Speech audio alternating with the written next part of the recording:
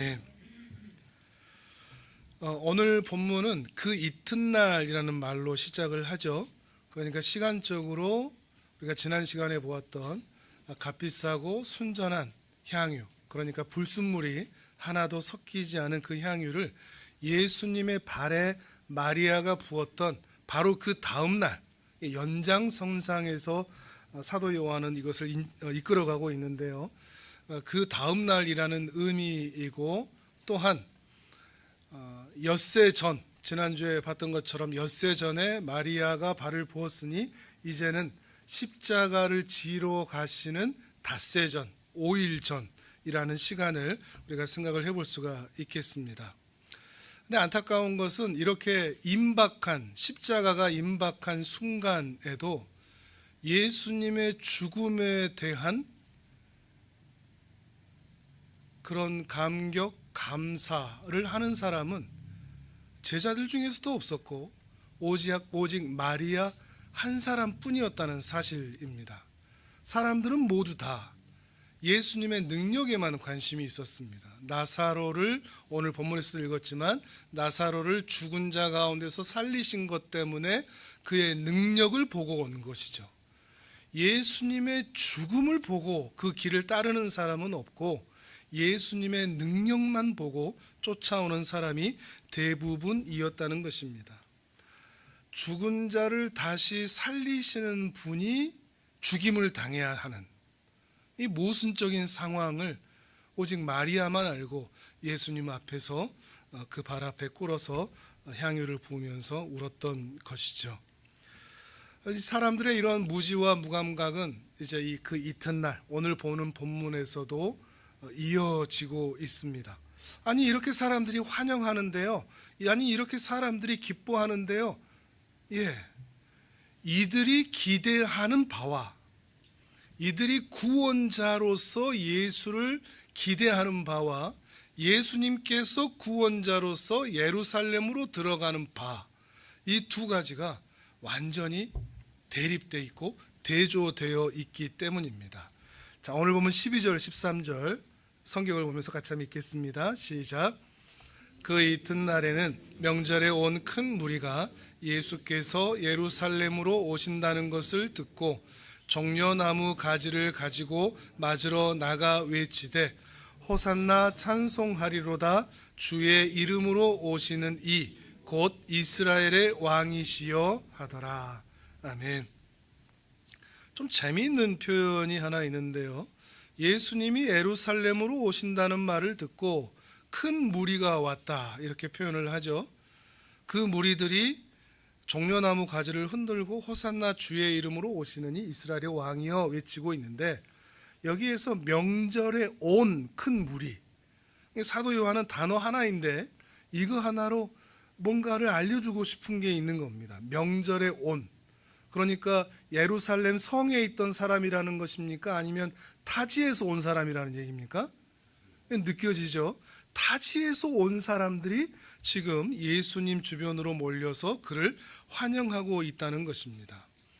그러니까 예루살렘 사람들은 대제사장 그 무리들과 합하여 냉담하고 날카로운 시선으로 예수를 어떻게 하면 죽일까, 나사로까지 죽일까 하고 있는데, 타지에서 온 사람들이 예수님의 소문을 듣고서 예수님을 환영하고 있다는 것이죠.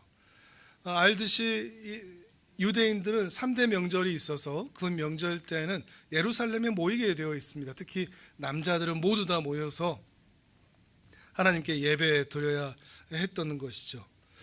그렇게 예루살렘으로 나오는 날이 1년에 3번 또는 여러 번 반복되는 모습이었다고 할지라도 적어도 이 자리에 모인 사람들은 그 반복되는 예배와 제사와 주님께 드림을 익숙함에 익숙해져서 가볍게 여기지 않고 그날의 구원자로 오실 주님을 환영하고 있다. 그러니까 하나님에 대한 절실함, 또 예배에 대한 절실함, 또 구원자에 대한 절실함이 이들에게 있다는 것이죠. 묘한 대조를 생각해 볼 수 있는 겁니다. 오늘 우리들의 모습도 그럴 수 있거든요. 익숙해져 있다 보니까 예배가 귀하다는 것, 하나님의 은혜가 소중하다는 것을 우리는 자주 놓치는 경향이 있습니다.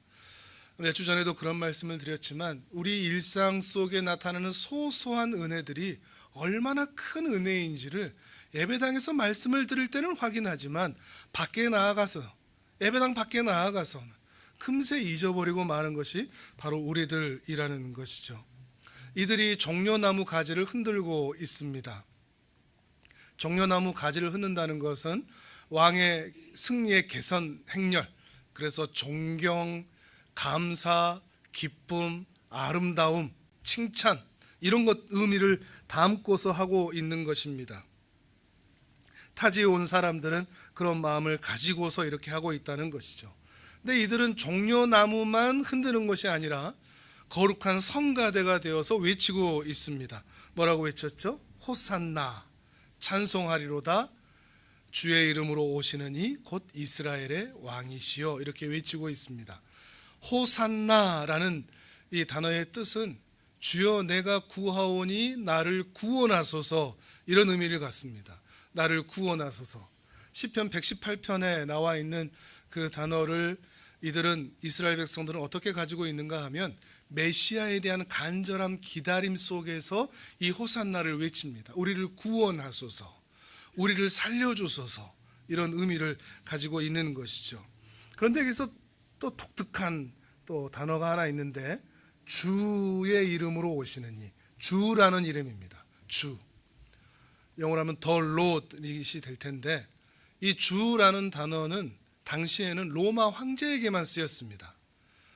한 나라의 대통령이 한 명일 수밖에 없듯이 두 명이면 어떻게 되는 거죠? 뭔가 내란이 일어났다는 거죠. 반역이 일어났다는 거죠. 그러니까 로마 제국에서 이 주라는 단어는, the Lord이라는 이 단어는 오직 로마 황제에게만 쓰여지는 단어라는 겁니다. 그런데 이 예수에게 주라는 단어를 사용하고 있다는 것은 당시 이스라엘의 분봉왕이었던 헤롯 대왕도 무섭지 않고, 헤롯 왕도 무섭지 않고, 또 로마 황제도 우린 두렵지 않다. 우리의 구원자가 왔으니 이 구원자가 우리를 회복시킬 것이다. 이분이 바로 이스라엘의 주시오, 이스라엘의 왕이시다. 이런 의미를 가지고 있는 것입니다. 엄청난 찬양이죠.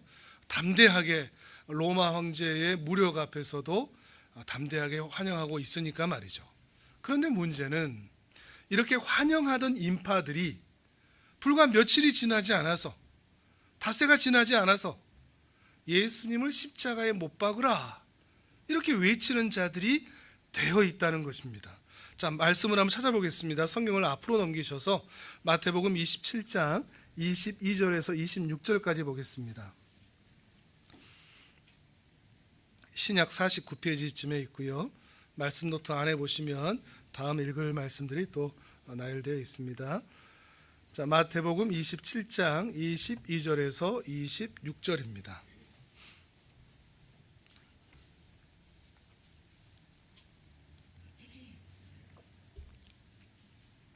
자, 같이 읽겠습니다. 시작.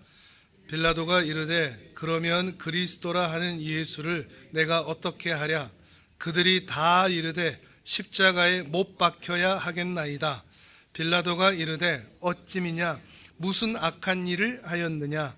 그들이 더욱 소리질러 이르되 십자가에 못 박혀야 하겠나이다 하는지라. 빌라도가 아무 성과도 없이 도리어 밀란이 나려는 것을 보고 물을 가져다가 무리 앞에서 손을 씻으며 이르되 이 사람의 피에 대하여 나는 무죄하니 너희가 당하라.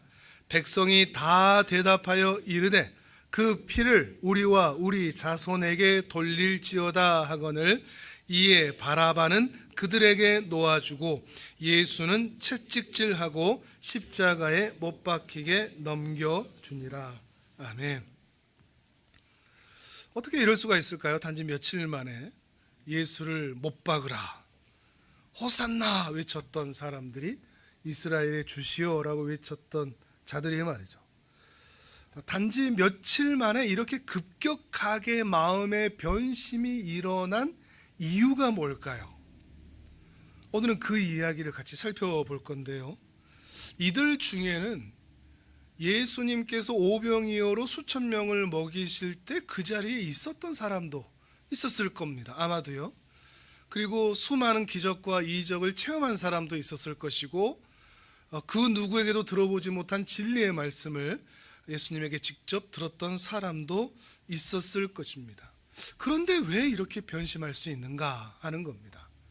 근데 곰곰이 생각해 보니 이 사람들만 그러지가 않습니다. 우리도 그렇습니다. 지금까지 살아오면서 지내오면서 받은 은혜가 참으로 많은데 내 뜻과 계획대로 일들이 이루어지지 않을 때 우리는 얼마든지 주님을 떠날 준비가 되어 있는 것처럼 굴 때가 많기 때문입니다. 예배를 참석하지 않기도 하고, 또는 마음의 불평과 불만을, 예배당에는 나오더라도 그런 마음을 가지고 있기도 하고 말이죠. 그리고 그것이 너무 극심할 때는 아예 주님을 떠나는 경우들도 있습니다. 실제로 그런 경우가 참 많습니다. 우리의 과거를 돌아보면, 같이 신앙생활을 했던 사람들을 돌아보면 그때 정말 같이 예배하고 하나님의 사랑과 은혜와 그 놀라운 역사들을 감격하면서 서로 나누고 했던 그 사람들이 지금 우리 옆에 없는 경우도 허다합니다. 근데 문제는 나도 그럴 수 있다는 겁니다. 내 3년 뒤를 보장할 수 있습니까? 내 5년 뒤, 10년 뒤에도 나는 여전히 변함없이 내 뜻과 계획대로 인생이 풀리지 않더라도 주님을 예배하며 주님 앞에 살 수 있을까요? 이스라엘 백성들에게도 지금 어떤 일들이 생겨나면서 이러한 마음이 흔들리고 있다는 거죠. 왜 이렇게 이들도, 그리고 오늘 우리도 시시각각 사사건건 상황에 따라, 환경에 따라 믿음이 흔들릴까요? 주님 앞에 나왔다가 주님 앞에서 멀어지기도 할까요? 그 이유를 짐작해 볼 만한 단서가 오늘 읽은 본문에 있습니다. 자, 다시 요한복음으로 돌아오셨어요. 요한복음 12장 14절에서 16절을 읽어보겠습니다. 오늘 본문 14절에서 16절 같이 읽습니다. 시작. 예수는 한 어린 나귀를 보고 타시니 이는 기록된 바 시온 따라 두려워하지 말라. 보라, 너희 왕이 나귀 새끼를 타고 오신다 함과 같더라.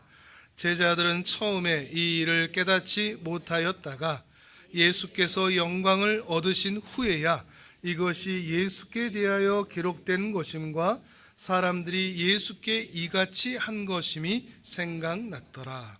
아멘. 예수님이 어린 나귀를 타고 예루살렘 성으로 들어오셨다. 근데 제자들은 그때, 그리고 무리들은 어린 나귀를 타고 오신다는 것이 어떤 의미인지 전혀 알지 못했다. 이것을 말하고 있습니다. 어린 나귀를 타고 오셨다. 어린 나귀를 타고 오셨다는 것 그 자체가 아까도 처음에 말씀드렸듯이 이스라엘 백성들의 기대와 예수님의 기대가 전혀 다르다는 것을 보여주는 것이죠. 이스라엘의 왕이라면, 또 이스라엘에 주로 오시는 분이라면, 또 메시아로 오는 분이라면 예수님은 무엇을 타고 예루살렘 성으로 들어가셔야 될까요? 말이죠. 말만 아니라 당시 로마 제국이 행했던 그 개선 행렬들을 생각한다면 빵파레며 꽃들이며 그 무력들이며 말과 병거와 전차들이며, 그래서 사람들 앞에서 위용을 보여야 합니다.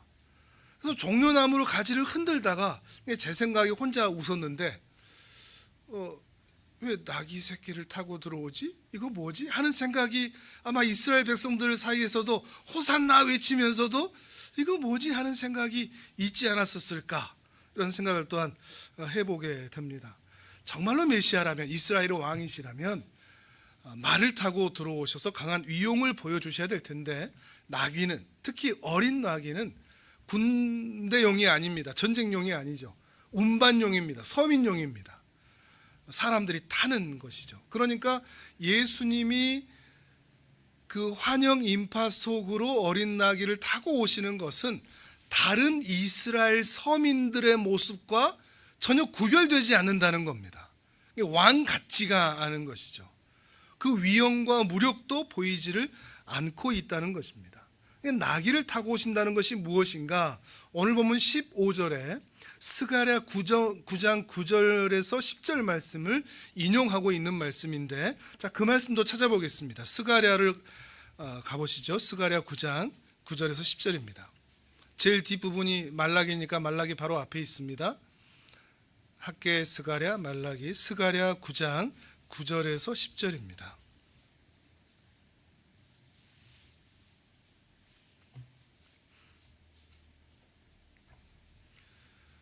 나중에야 영광을 얻으신 이후에 스가랴 9장 9절에 10절 말씀이 예수를 향한 말씀이라는 것을 제자들이 깨달았다는 겁니다.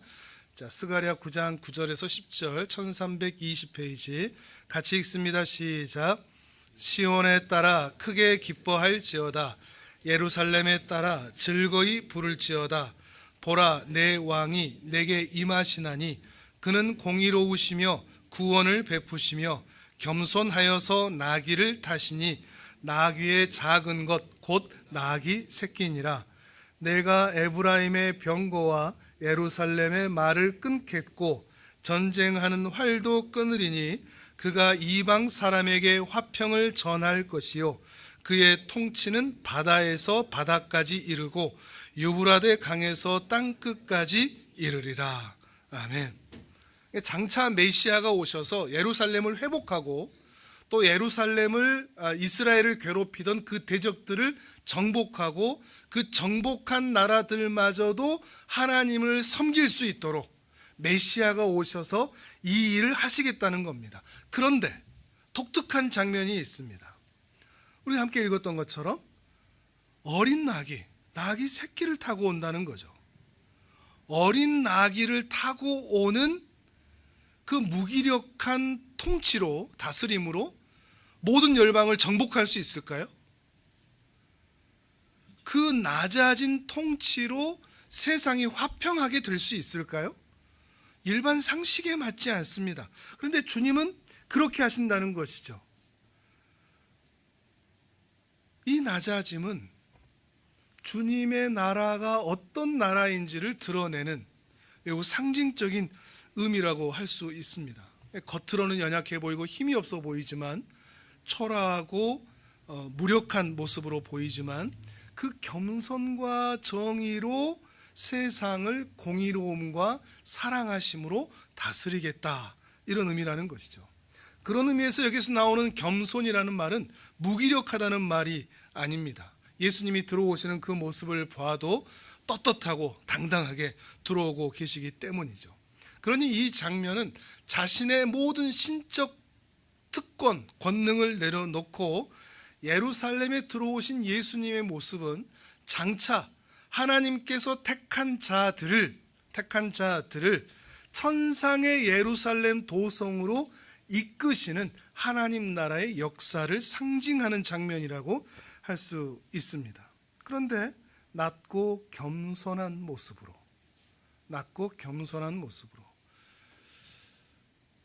할아버지 수염을 잡아당겨도 손주들을 혼내지 않죠.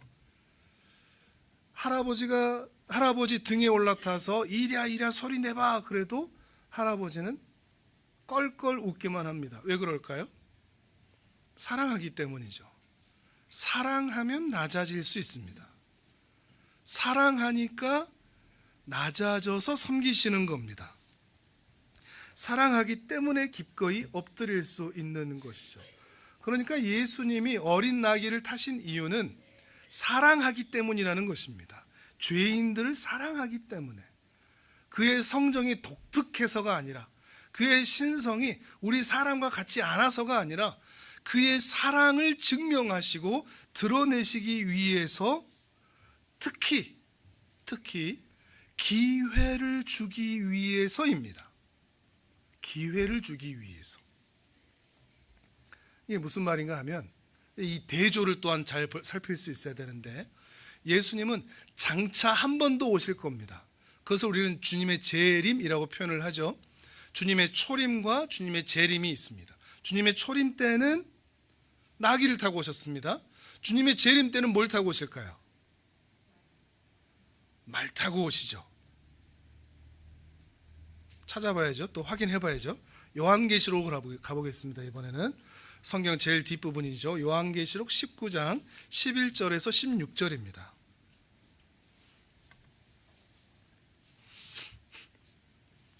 요한계시록 19장 11절에서 16절.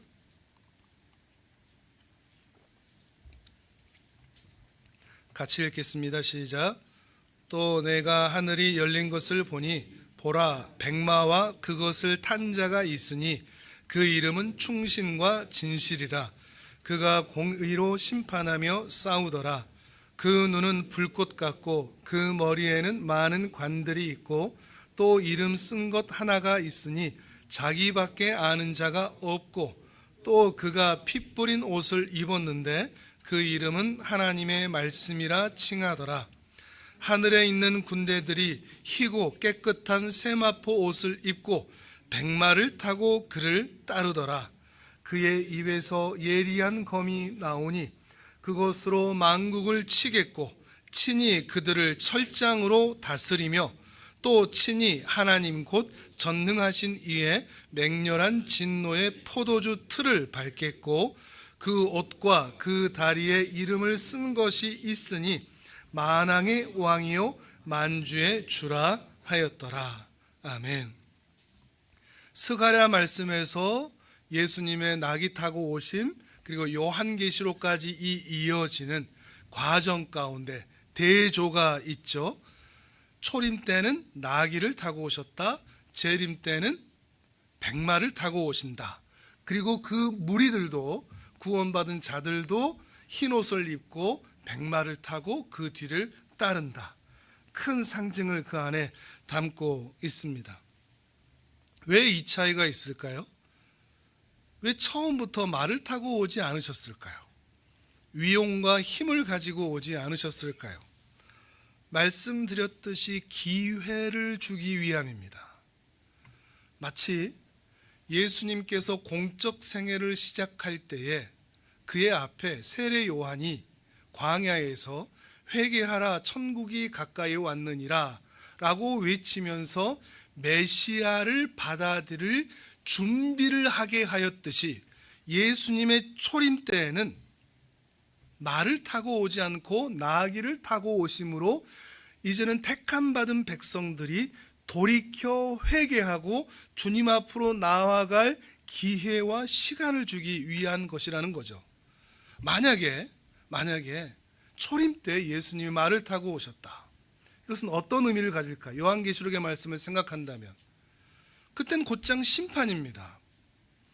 예수님의 초림이 있고 재림이 있는 것을 우리는 이해하지 못하고 그 사이에 끼어 있다는 것이 굉장히 괴로운 일이 되기도 하지만 처음부터 말을 타고 오시고 심판주로 오셨다면 구원받을 사람이 단 한 사람이라도 있을까요? 없는 것이죠. 지금 이 상황에서도 마리아 외에 예수님의 죽음을 전혀 알지 못하는 것처럼 주님이 곧장 우리에게 율법에 맞추어 심판하신다고 한다면 우리는 살아있을 사람이 단 한 사람도 없다는 것입니다.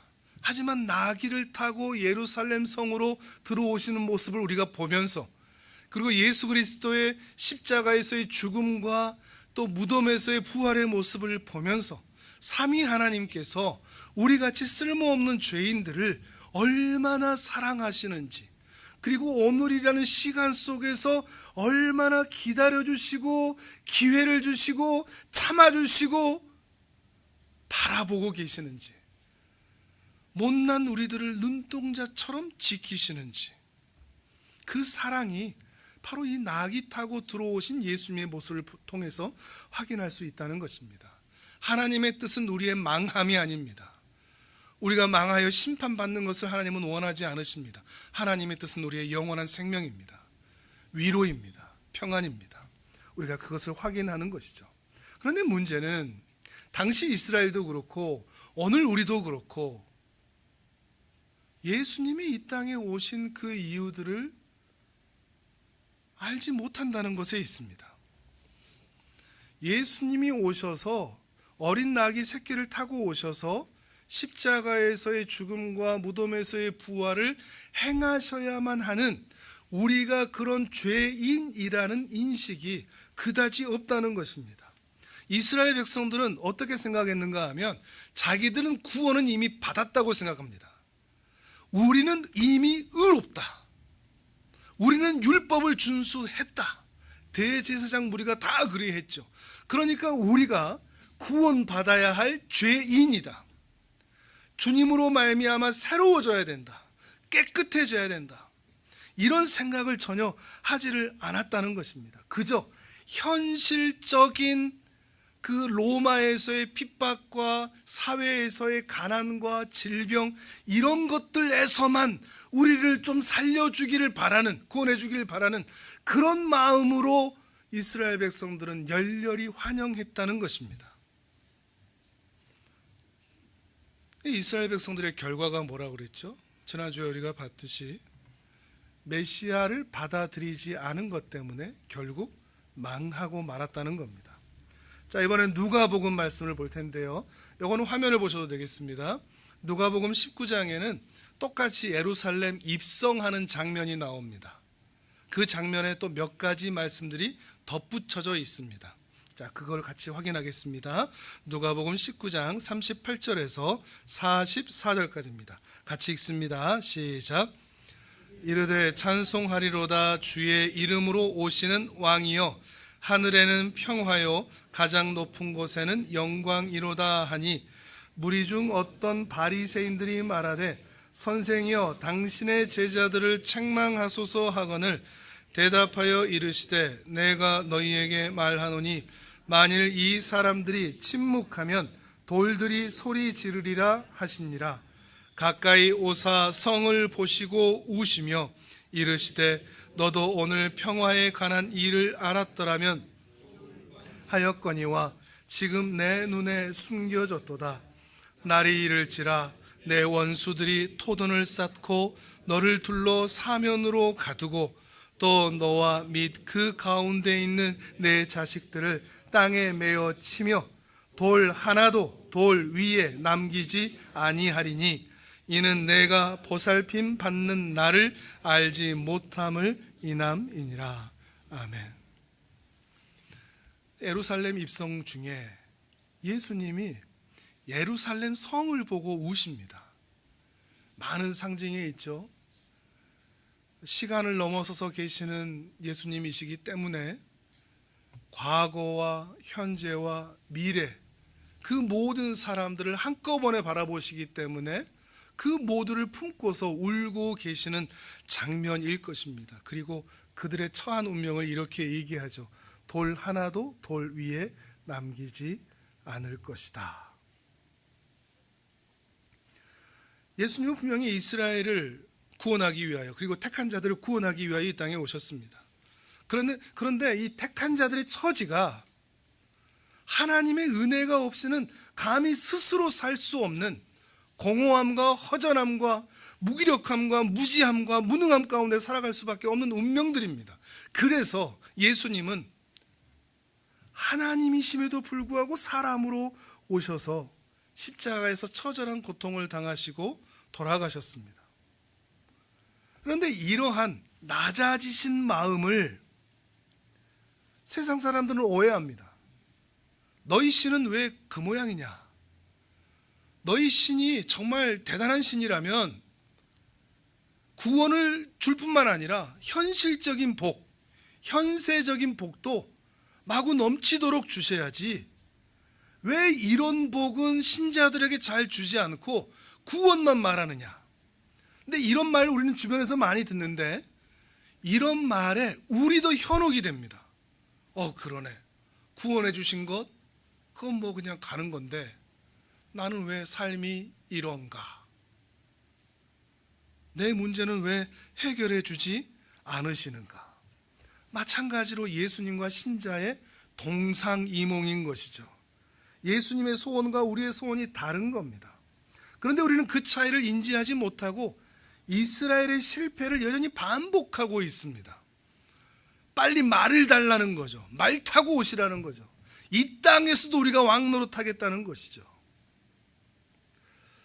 어쩌면 오늘날의 한국교회를 보면서 또는 우리 자신을 보면서 주님이 여전히 울고 계시지는 않을까 생각해 봅니다.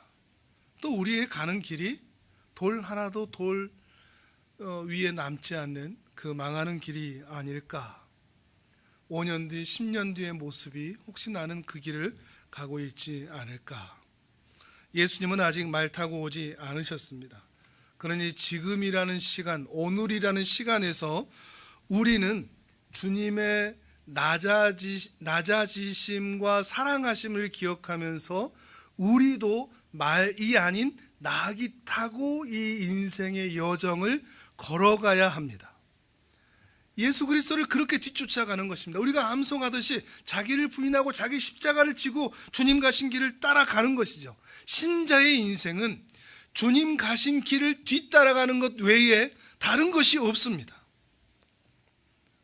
그날의 완성을 기대하면서 마지막 날의 그 영광을 기대하면서 우리가 살아야 할 삶이 분명히 있다는 것이죠. 그 날을 살아가는데 우리가 신자라는 증명은 칼과 무력과 힘과 성공과 형통이 아니라 낮아짐과 겸손과 사랑함으로 증명하면서 이 세상을 살아가야 하는 것입니다. 이 길에 중도 탈락하지 않고 이 길에서 벗어나지 않기 위해서는 주님이 우리 안에 들어오셔야만 가능합니다. 성령님을 통하여 우리 안에 계셔야만 우리로 이 길을 끝까지 갈 수 있는 것이죠. 내가 있고 싶다고 계속 있지도 못하고 내가 이 길을 벗어나고 싶다고 완전히 떠나지도 못합니다. 주님이 우리 안에 들어오셔서 우리로 하여금 이 믿음의 길을 완주할 수 있도록 은혜를 베풀어 주셔야 한다는 것이죠. 이 주님을 마음에 받아들이지 않는다면 이스라엘이 멸망하던 것처럼 그렇게 비참한 운명을 맞이할 수밖에 없다는 말입니다. 자, 이번에도 화면을 보겠습니다. 요한계시록 3장 20절입니다. 같이 읽습니다. 시작. 볼지어다 내가 문 밖에 서서 두드리노니 누구든지 내 음성을 듣고 문을 열면 내가 그에게로 들어가 그와 더불어 먹고 그는 나와 더불어 먹으리라. 이기는 그에게는 내가 내 보좌와 함께 앉게 하여 주기를 내가 이기고 아버지 보좌에 함께 앉은 것과 같이 하리라. 귀 있는 자는 성령이 교회들에게 하시는 말씀을 들을지어다. 아멘. 성령이 교회들에게 하시는 이 말씀이 여러분에게 아멘이 되시기를 바랍니다. 귀가 있다면 들으시기를 바랍니다. 주님을 여러분 마음 안에 영접하시기를 바랍니다. 세상 사람들의 허망한 유혹에 넘어가지 않기를 바랍니다. 이전에 한 분에게 들은 말이 있습니다. 한 권사님이셨는데 그분의 남편이 중동 지역으로 돈을 벌러 갔습니다. 4년 5년 길어졌습니다. 시간이 지나가니까 통장은 풍족하게 매달 쌓이는데 남편이 옆에 없다는 그 공허함, 그 상실감, 그 허무함이 너무 크더라는 겁니다. 차라리 내 남편은 술 먹고 매일 늦게 들어와 라고 하소연하는 그 다른 여인의 그 푸념이 더 부러워 보이더랍니다. 옆에 없다는 것 때문에. 그래서 이 모임 저 모임도 나가보고 이 학원 저 학원도 나가보는데 그 공허함이 채워지지 않아서 드디어 교회라는 곳을 가보기 시작했다고 합니다. 그러면서 신앙이 시작된 거죠. 이렇게 신앙이 시작되는 경우들도 많죠. 그런데 그렇게 신앙생활하면서 예배드리면서 말씀을 들으면서 점차 답을 찾게 되는데, 남편이 있고 없고로 인해서 내 마음이 채워주는 게 아니구나. 자식들과 행복하게 잘 사는 것으로 내가 행복하게 산다는 것도 결코 아니구나. 누군가의 존재 또는 통장의 풍족함, 성공, 이런 것들로 내 인생의 부족함이 채워지는 것, 그것을 훌쩍 뛰어넘어서 기독교 신앙을 통해서 드디어 인생이 무엇인가 하는 것을 고민해 보기 시작했다고 합니다. 그리고는 성경을 통해서, 말씀을 통해서, 예배를 통해서 그 답을 얻게 되는 것이죠. 상실의 큰 자리에서 진리가 그 마음을 채운 것입니다. 남편 필요 없다는 말이 아닙니다. 부자가 되지 말라는 말도 아니고 성공과 형통함이 우리 신앙의 걸림돌이다 이런 말을 하는 것도 아닙니다. 우리에게는 세상에서 요구하고 또 우리를 현혹하는 것 그 이상의 더 뛰어난 가치가 있다는 겁니다. 내가 마음에 품어야 할 가치. 그래서 내 인생을 더 이상 공허하게 하지 않고 허무하게 하지 않고 외롭게 하지 않고 주님으로 인하여 힘든 일상을 살아가는 중에도 만족하며 감사하며 기뻐하며 노래할 수 있는 그 심적 여유가 하나님의 은혜로 가능하다는 것을 드디어 깨닫게 되었다는 것입니다. 근데 우리는 현실의 불만족으로 인해서 우리가 주님의 구원이 필요한 자요, 하루 한 날도 주님의 은혜가 필요하지 않은 존재라는 것을 늘 잊고 산다는 것이 문제인 것이죠. 이 땅의 것에 우리가 너무 마음을 빼앗기지 않았으면 좋겠습니다. 100평 되는 대저택을 가지고 있다고 할지라도 잠잘 때는 많아봐야 두 평에서 잡니다. 100평에다가 내 모든 사지를 뿌려놓고 다 차지하고 잘 수가 없습니다. 죽을 때도 마찬가지입니다. 한 평이면 우리 몸 누울 곳은 충분합니다. 세상 사람들이야 이것을 모르고 산다고 할지라도 우리 기독교인들마저도 세상 사람들의 현혹과 유혹에 넘어가서 그런 마음으로 불행하게 살아간다는 것은 너무 안타까운 일이라는 것이죠. 어제도 해달마을 우리 형제 자매들과 함께 만나면서 마지막에 그런 질문을 던졌는데 그 대답을 듣고 제가 굉장히 놀랐습니다. 많이 성장했구나라는 생각 때문인데, 종교개혁자 루터가 있습니다. 루터라고 많이 들어보셨죠? 종교개혁자 루터가 어떤 사람과 대화를 나누는데, 만약에 당신이 구원받지 못한다는 결론을 미리 알게 되었다면, 아무리 하나님을 열심히 섬기고 아무리 예배를 잘 드리고 아무리 선한 마음으로 살아도 구원받지 못하기로 결정된 것을 당신이 알게 되었다면, 당신은 어떻게 하겠는가? 여전히 예배를 드리겠는가? 아니면 주님을 떠나겠는가? 여러분은 어떠시겠습니까? 3년 뒤, 5년 뒤, 10년 뒤에 여러분이 이 자리에 없답니다. 그걸 알게 됐습니다. 미리 알게 됐습니다. 가정입니다. 실제로 그렇다는 게 아니고 그걸 알 수 있는 사람은 없습니다. 그걸 알게 됐습니다. 여러분 어떻게 하시겠습니까? 대부분의 대답은 어차피 쓸모없는 거 뭐하러 예배하러 나오냐, 어차피 지옥 가는 거 이 세상에서 내 맘대로 돈 쓰고 그렇게 허랑방탕하게 살겠다, 이게 대부분의 대답인데, 해달마을에서는 전혀 다른 답이 나왔습니다. 내 구원은 내 구원이고 하나님은 하나님이신데 내 구원은 하나님께 달려있는 건데 예배 드려야지요. 기가 막히지 않습니까? 종교개혁자 루터의 이 신앙의 고백입니다. 우리는 어떨까요? 늘 내게 어린 나귀를 타고 오시고 나도 어린 나귀 타고 이 세상을 살아가게 하시는 주님,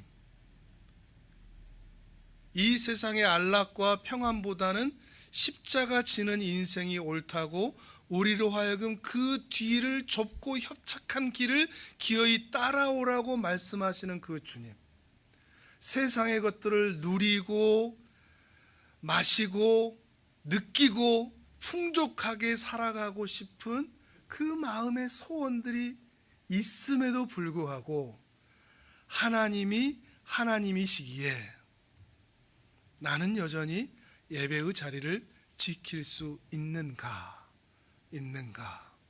그 신앙의 자리까지 우리가 갈 수 있는가?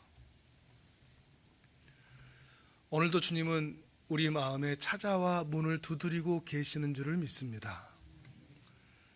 그 두드리심에 강팍하게 마음을 꼭 닫고 방관자처럼 싸늘한 시선을 가지고 예수님의 오심을 바라보는 것이 아니라 마음을 활짝 열고, 때로는 마리아처럼, 때로는 그 인파들처럼, 때로는 주님을 따르는 제자들처럼 실패하고 넘어지는 일이 우리 인생에 반복될지라도 그래도 주님을 따라가는 여러분 되시기를 주님의 이름으로 축복합니다. 아멘. 우리 이 시간 함께